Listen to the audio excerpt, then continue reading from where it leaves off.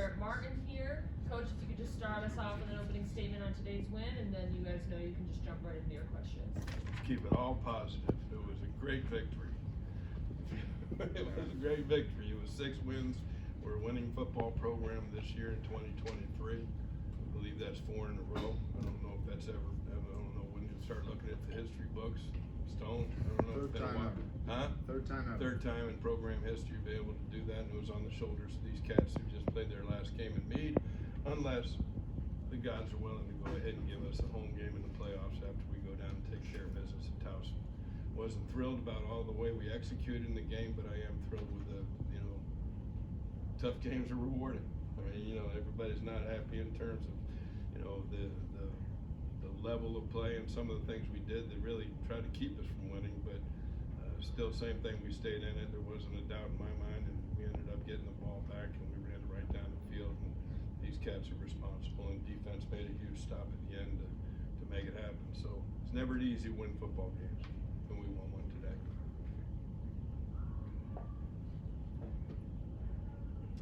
Coach, coming into today, NCAA were the second best team in the CAA in terms of pass defense. Saw a lot of running the ball, Kasim, a lot of ability. Jaden, performance speaks for itself. Just in preparing for this, how big of a part of your game plan was just rushing the ball? Well, it was huge. I mean, we knew that what we wanted to do is our flavor, our magic sauce is to be able to establish the run game, let the RPO game take care of it, give him some shots down the field, and that's a major emphasis for us. And you got backs that are running up in their heart. Particularly Jaden's had a couple of incredible performances lately, and to be able to finish it off. I mean, best run of the day was the one we capped it off on. To finish the game, we didn't have to worry about how we're going to punt it and all the rest of the gnarly stuff that could have happened, because that game had some freakish nature to it. So I was just thrilled we were able to get the ball, get it down there, and be able to take a knee, and that's a proper tribute to these guys finishing up the seniors. And Jaden, coming off of an incredible performance against New Hampshire with 4 touchdowns, 233 rushing yards, 3 touchdowns again for you today. I mean, just an incredible game for you. How are you feeling right now? Feeling great that we got the win. It was senior week, senior year, so we had to go out with a bang. So just credit to that. Jarrett or Kasim, you guys have been here for quite a few years. What's your favorite memory so far? Every win. Kasim? I would say COVID Spring, Villanova, because that was our first time all being together. And that was a hell of a game. It's a team we don't really like, so yeah. You've been through a lot with this team. What does it mean to you to finish off the season with a win? It means a lot, I mean, I just cried for like 35 minutes outside in the locker room around everybody, because this place means a lot to me, and these people mean a lot to me. So we had to go out and get a win. Like, it was mandatory. There was no other option. We had to go win that game, and that's what we did. And that's a credit to everybody in the building. Kasim, what is it about Rhode Island? I know you've been a lot of places. You've been high major. Now you're here. What about Rhode Island makes this place home? It's the people.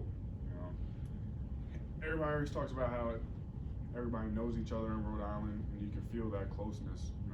When you're out on the field, or whether you're in the locker room, or just walking around campus. Like, it's a real family here, and I'll be talking to these guys, be calling him when I have my first kid someday. Like, it's a family. It's really Take a family. your time on that, but believe me, I am.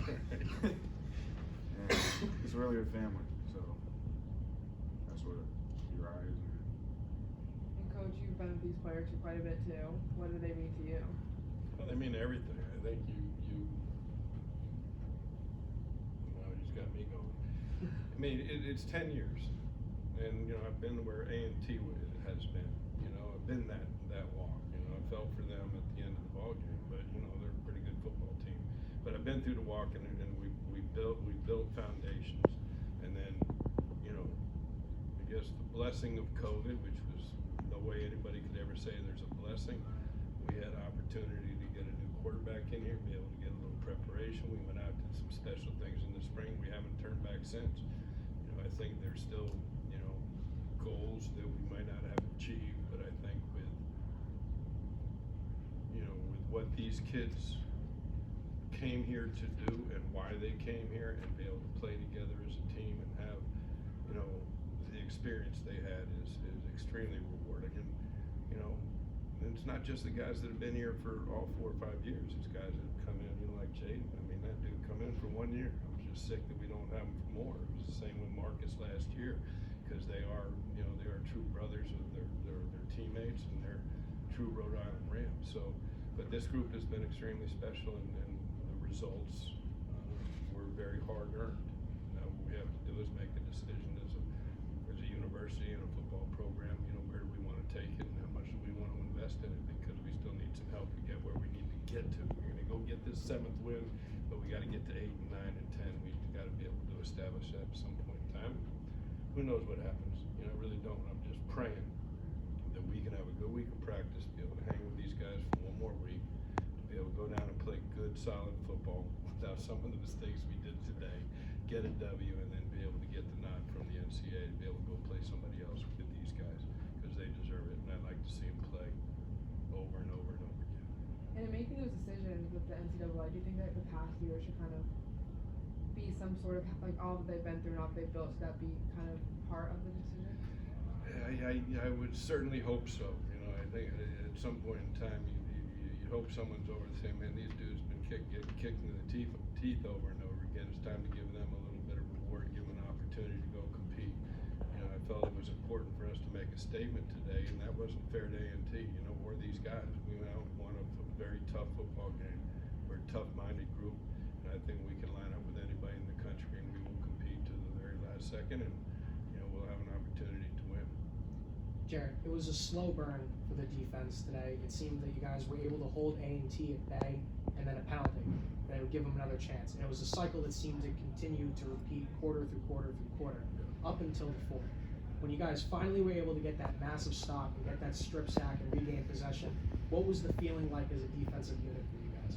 Oh, great. I mean, we got it. You know, the penalties, they hurt for sure, but we just got to come together. Leaders on the defense just got to step up, get the guys together, and just come together and ball out, do our job. You know, we're gonna succeed if we just do our job and stay together. And Coach, even with the win, they like to keep everything positive, but the penalties are something that fans would be concerned on when you're watching it. And as a coach, when you see a number of those plays that look like you're just this close to getting a turnover, and then you get another penalty that kind of brings you back a little bit further, how do you look at it, and how do you move forward knowing about how important the next game could be? Well, I told these guys, aggressive penalties are what they are. You know, those happen during the course of the game. The stupid ones are the ones that need to be eliminated. Seems to me that, you know, the biggest issue we have is we respond to some of the chippiness that the other team starts. I mean, you know, but bottom line is, you know, we gave them 35 yards on the scoring drive. We had them pinned down on the 1-yard line, and they went all the way down and scored as a result of stupid penalties. We had them back there, you know, we had them 3rd and forever a couple times and let them out of the bag. They're unacceptable. We know that. We pride ourselves in being a disciplined, you know, smart football team, and, you know, and there were some things today that came out that were, you know, not helping you win. And so our kids know that. The one I don't get, I still don't get, is the one that was a legal man downfield and then intentional grounding. I got 10 sitting right over the top. He throws that. It was wild and lost it down. So don't get me started with that. Jaden. Bad. Penalties are bad. We shouldn't do them. Jaden, you're obviously new here. Fun fact that Stone brought up today was, what was it, the 3rd most Third running most yards? single Oh, game yeah, rushing yeah. yards. It's the 3rd most single game rushing yards. Yes. So what about this team clicks so well with you and the relationship that you have with the line? I mean, I would say the offensive line and talking to them and going to practice, preparing everything. So being around them and preparing, and they kind of build like this bond that we had, and like the tone where we talked about like the line starts it. So I give all my credit to them and they hold me accountable and I hold them accountable. So I feel like that's a good thing to have really going day in, day out. Coach, I'm just wondering, you've been around this game a lot. The penalty marker that got picked up on the fake punt, had you ever seen that before? Let me tell you something. I'm learning more and more about the game.